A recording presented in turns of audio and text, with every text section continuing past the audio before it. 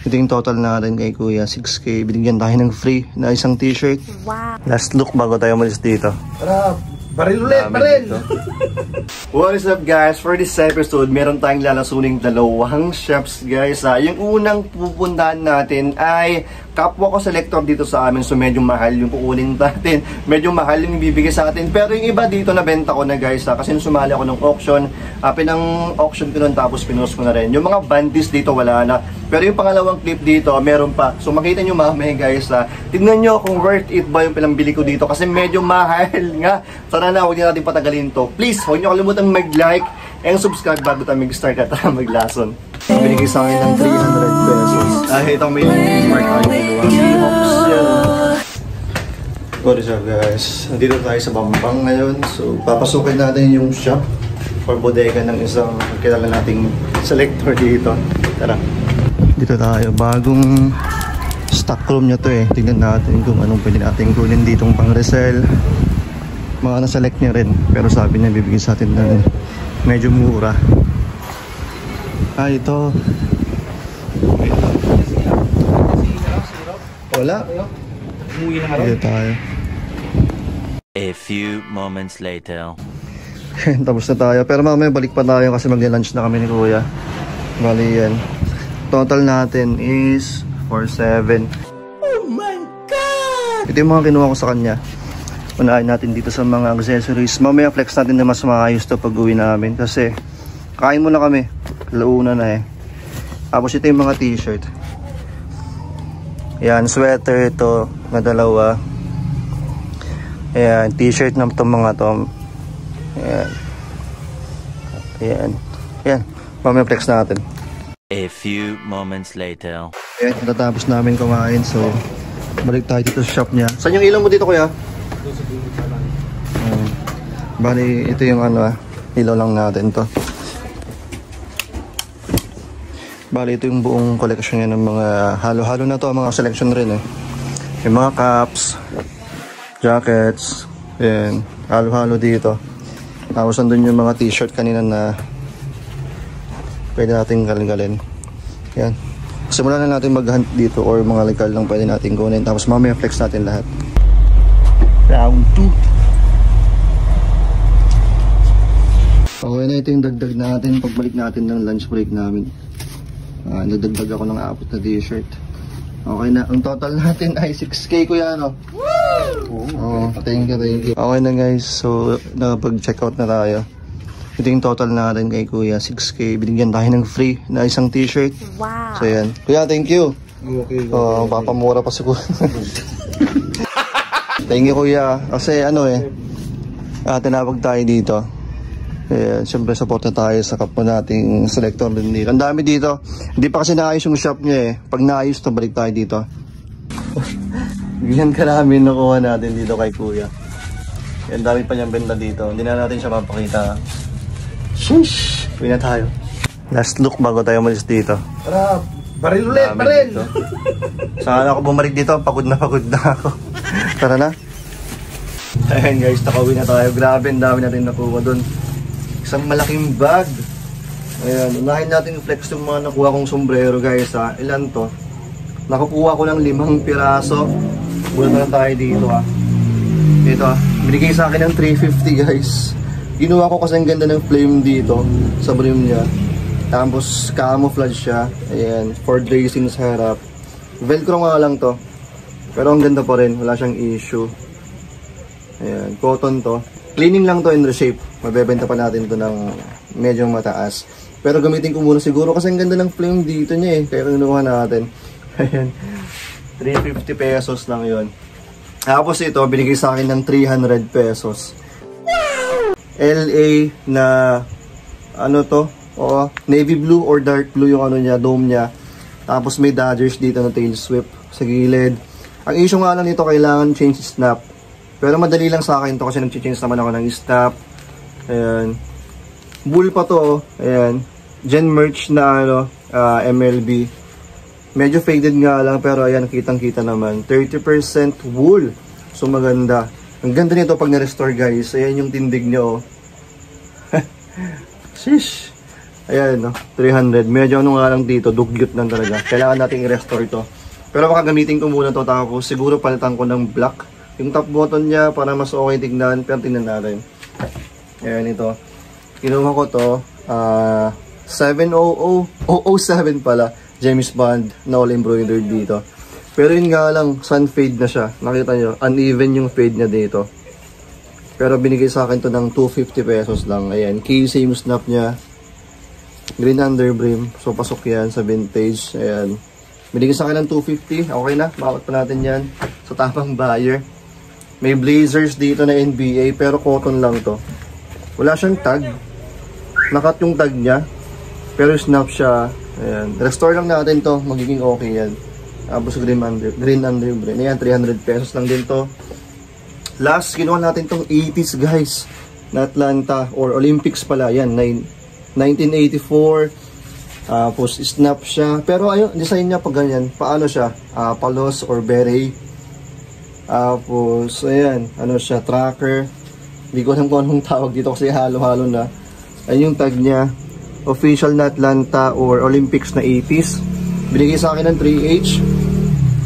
Ayan yung fittings niya. Ganyan siya. Pero kinuha ko syempre 80s pa rin yan. So punta tayo dito sa mga garments. Ito, binigay sa akin ito ng libre eh. Ayan, may free tayong slip knot guys. Ayan, ano lang to, printed size medium. Yan yung back niya, may logo sila dyan. Pero dated to eh, ayan. Ng 2015 dito. Ayan ito, may Nirvana. Ano to, binigay sa akin ng 4H. Yun nga lang ano to, Tooltex na tearaway tag. Size, maganda yung size nito kaya kinuha ko. XL to. Ayan, yung front niya. Grabe yung mga vintage na ganito. Pumapatak ng mga solid talagang bigayan nun ha. Pero ito modern lang sa kinuha natin. Di pa natin afford yung mga vintage dito. Ang ganda. Ayan. Incesticide sabi dito. Sa gilid. Anong issue nito? May mga konting hairlines. Klak lang. Ayan. Incesticide. Ang ganda. Ay, dated pala to. Yan, 2016 dito may copyright pero modern lang pero bisa pa rin syempre. Tsaka maganda yung size kaya kinuha natin. Yan pa. Ito may Iron Maiden. Binigay ito ng 600. Kinuha natin syempre mga band. Size large. May mga pinholes nga lang to eh. Pero okay lang pag mga band tee. Dagdag ano yan. Ganda sa t-shirt. Ito yung back niya. Kinuha ko kasi size large. Ayan, na Hanes Heavyweight. Ayan, ganda nito. Size large. Tapos to binigay sa akin ng 300. Rat M or Rage Against the Machine. Ito yung graphics niya. Okay yung size. Bay Island, the size large. So kinuha natin. Walang issue, bagong bago pa.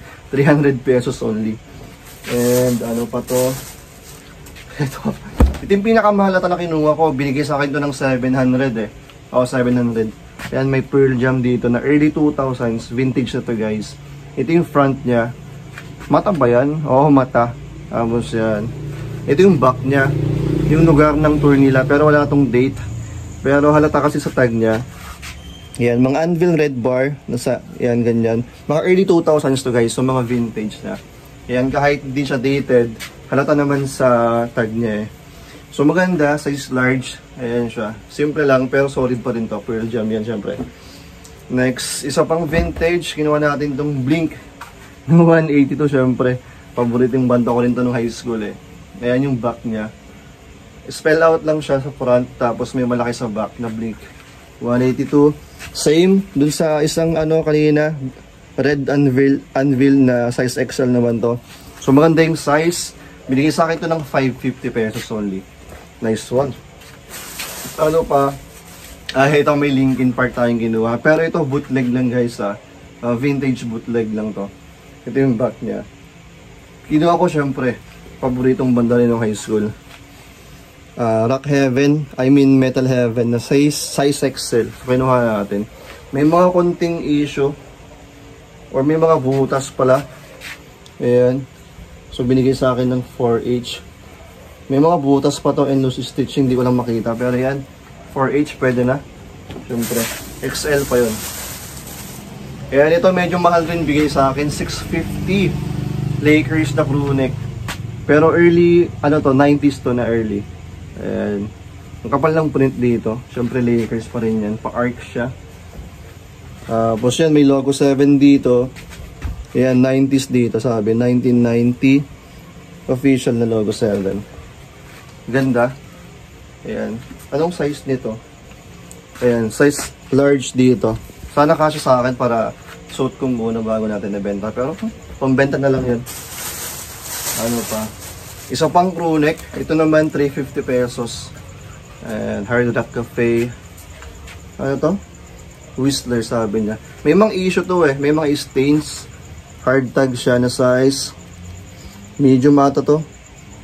Medium lang to na hard tag. May mga stains na kailangan pa natin tanggalin. Ayan, mga yellow stains. Pero pwede na, 350 pesos. Mount pa natin yan. And, yan, panghuli. May kinuha tayong NASCAR, guys. Ayan, na Kodak. So, official siya na Chase NASCAR, ano to? Chase Authentic. Pero NASCAR to, guys. Ayan. Yung front niya. Ganda. Binigay sa akin to ng 550. Pwede na. Size XL yung ano niya eh. Yung fittings niya eh. So, ma-out pa natin yan. Ang dami natin nakuha dun ah. So, again, thank you dun sa tropa natin. Tinawag niya ako kasi kailangan niya ng pera pambayad ng renta. So, pumunta tayo. Ayan, tumulong lang tayo syempre. Happy naman kaming dalawa kasi yung mga nakuha ko talagang happy rin ako. Happy rin siya syempre at nakatulong ako. Okay? Peace! The next day. Oh my God! Wow!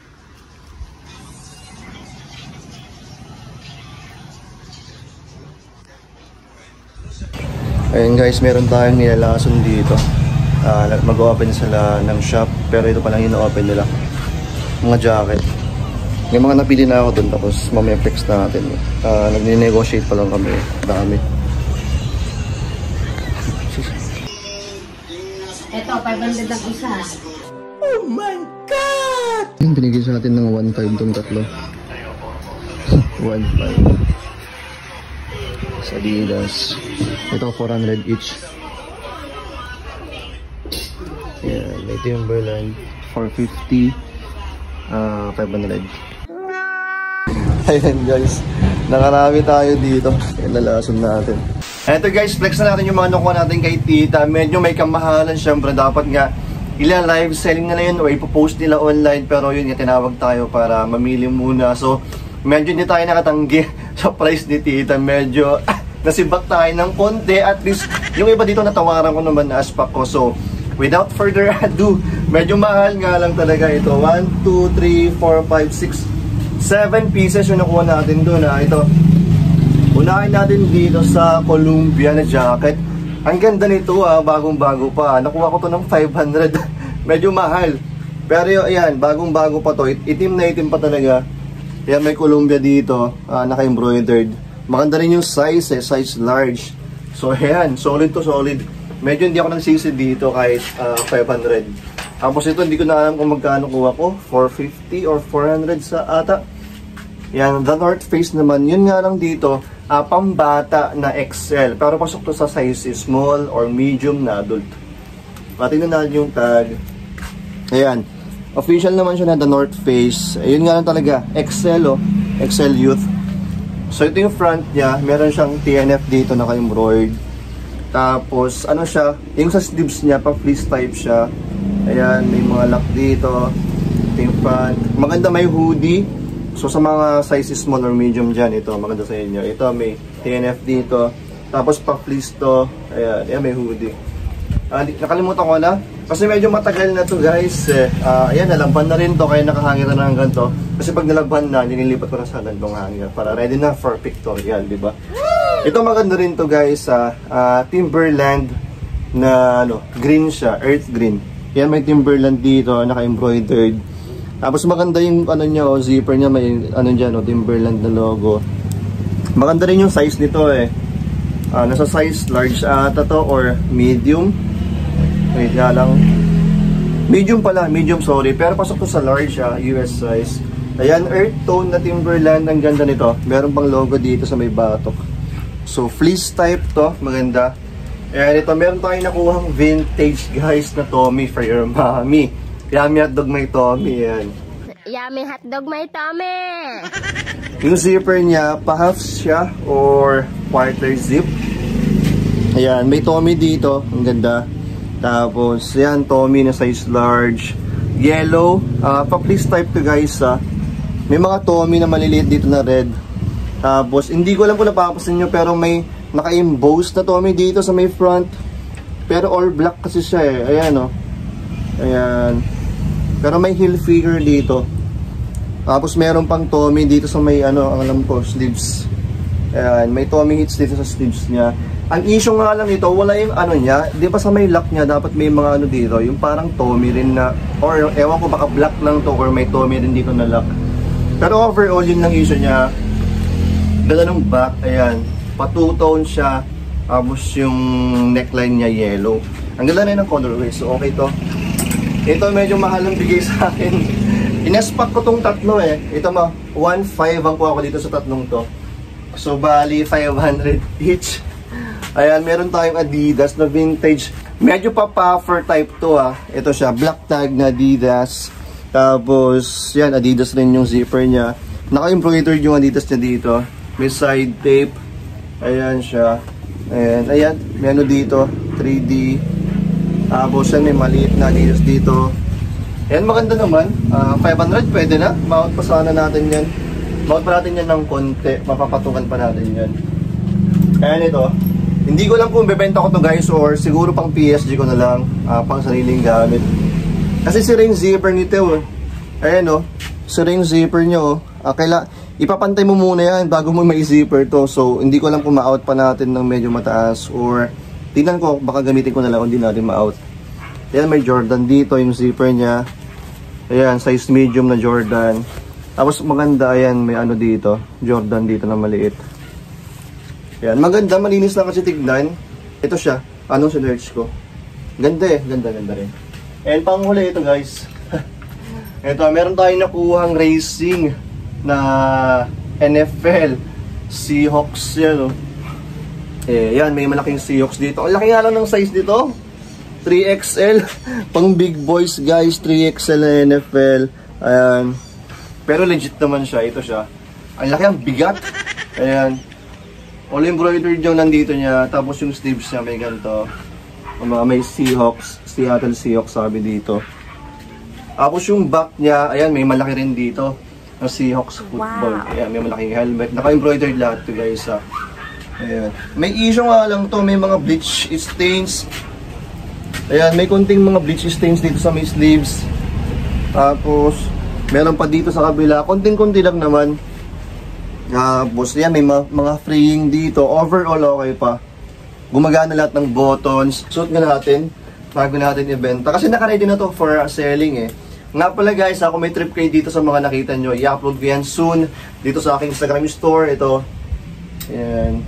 So weekly nag-upload ako dyan. Para ma-notify kayo, follow nyo ako, guys. Itong mga to, hindi ko lang kung kailan, pero naka-line up na. Kasi nalaban ko na Sana may habol natin this month or next month, tingnan natin. So ganito siya pagsuot. 5'10 na po Okay lang naman sa mga 5'10. Ayan, medyo oversize nga lang. Sa mga mahilig sa mga oversize na racing jacket dyan ito. Bebenta lang natin siguro to ng mga mura lang din. Siyempre, basta patungan natin yung 5-inch natin. Ayun, guys, sana nag-enjoy kayo dito sa ating Lason edition. Siyempre, yeah, boy. magkita-kita na naman tayo next episode ko. Peace na mo at lagi yung tatandaan may pera. Basura. Sheesh!